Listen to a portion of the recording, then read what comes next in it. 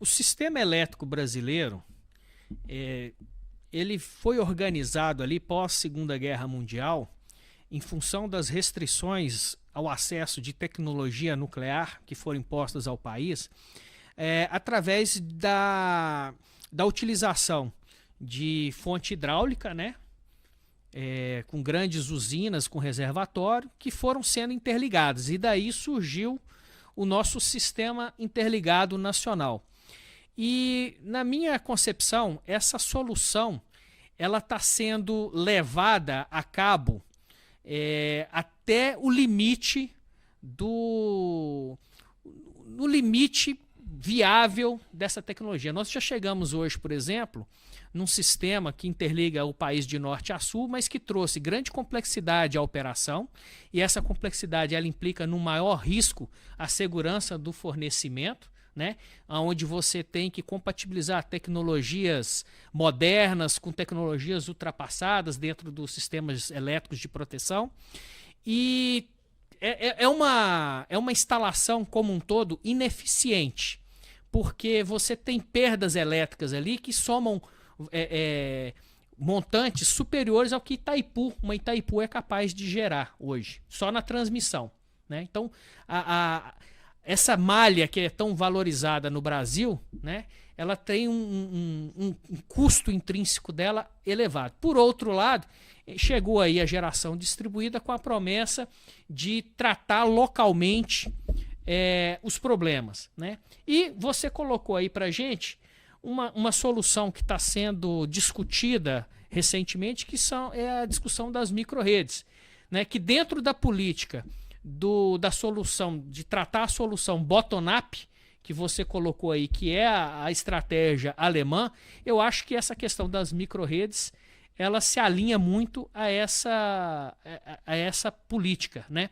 Eu queria que o senhor explicasse para a gente aí o que é a micro-rede, como é que do que ela se constitui e como que isso pode ajudar a gente a solucionar o problema da geração distribuída, esses problemas que estão sendo imputados à geração distribuída, né, no Brasil. Como é que o senhor vê isso aí?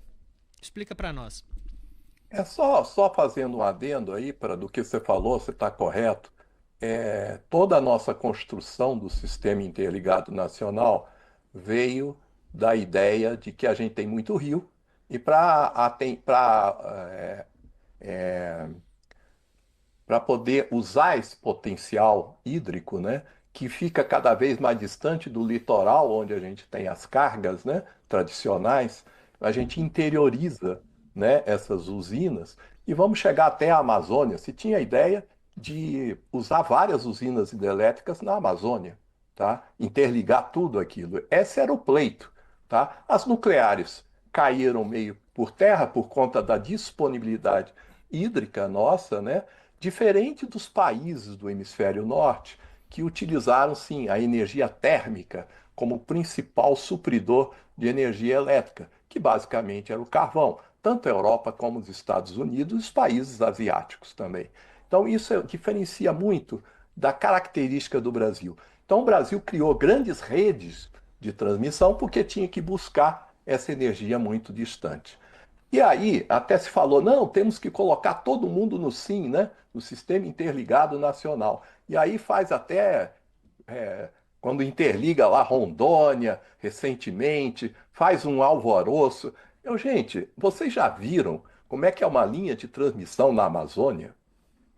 É uma coisa estranhíssima. Os caras botam a torre até a cúpula da última árvore e aí coloca a linha de transmissão em cima. Cara, a manutenção disso e a possibilidade, tanto é que já teve vários apagões em Manaus, Rondônia, por conta do Amapá, por conta dessas linhas caírem e a manutenção demorada. Então, veja, hoje, com a tecnologia que a gente vê, soltar rojão porque está interligando mais o sistema uma coisa de gente que está olhando o passado, pô. Tá entendendo? E isso ficou muito caro. E eu concordo contigo. Hoje a EPE, por conta de trazer energia das eólicas para a região sudeste, está gastando 60, 70 bilhões em 5 anos para construir um bando de linha de transmissão para trazer essa energia das eólicas para cá. E nós vamos ter até um link novo de corrente contínua de Graça-Aranha até Silvânia, que vai gastar 23 bilhões, que já está leiloado, que já está sendo feito pela State Grid, uma empresa chinesa.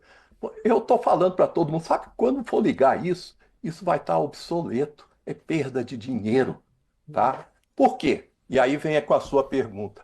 O mundo está tendendo a ser mais distribuído. E aí os países do hemisfério norte, como as térmicas eram basicamente próximas ao centro de carga, eles já tinham essa estrutura. Se você for nos Estados Unidos, vê se tem grandes linhas de transmissão lá. Não. Você tem sub-regiões, você pode dizer 3 grandes blocos lá, né? É a parte lá do PJM, a parte lá da Califórnia e a parte do Texas. E basicamente não tem grandes interligações. Eles se resolvem quase que regionalmente, mas isso deriva à história das usinas térmicas que ficam próximas aos centros de carga. Aqui no Brasil, como a gente foi buscar isso muito longe, e agora trazendo energia eólica e solar lá do Nordeste para cá, é a filosofia ainda dos tempos da década de 80, né? E a EPR erra muito, que a EPR é a empresa de pesquisa energética. Nós estamos gastando um bando de dinheiro com transmissão, onde a filosofia nova vai ser o quê? Redes distribuídas, micro-redes. E o que elas são? Como é que elas funcionam? Pode-se olhar um condomínio de casas. Vamos supor que você tem um condomínio, um Alphaville aí, e você queira dizer o seguinte: olha, esse condomínio vai ser operado por uma micro-rede, tá? Então, cada casa tem lá, pode ter sua placa solar, ou o próprio condomínio tem uma usina solar ali, e aí a rede, que é similar a uma rede de posteamento aí de rede primária, secundária, aquilo fica, quem é dono daquilo é o condomínio. O condomínio resolve os problemas internos ali. E pode-se até fazer ali, gente, interessante, um mercadinho de energia. Opa, você está gerando mais, eu estou consumindo mais aqui. Os próprios condôminos ali começam a interagir e fazer aquilo. Imagina quando agora você colocar bateria, que a gente chama isso, começamos a englobar bateria, carro elétrico, GD, geração distribuída solar, em recursos energéticos distribuídos. Essa é a palavra mágica, REDs, tá?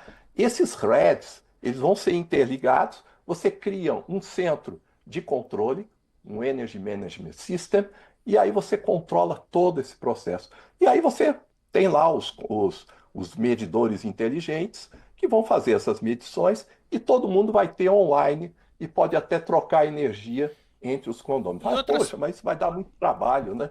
Mas é uma solução. Em outras Oi. palavras, microrede são pequenos sistemas autossuficientes Exato. que se resolvem ali localmente e numa emergência eles recorrem a um sistema vizinho. Exato. E isso tudo Exatamente. dentro de uma filosofia ali de redes inteligentes. Isso, exatamente. Ah, Então aí você vai dizer, poxa, mas isso é complicado.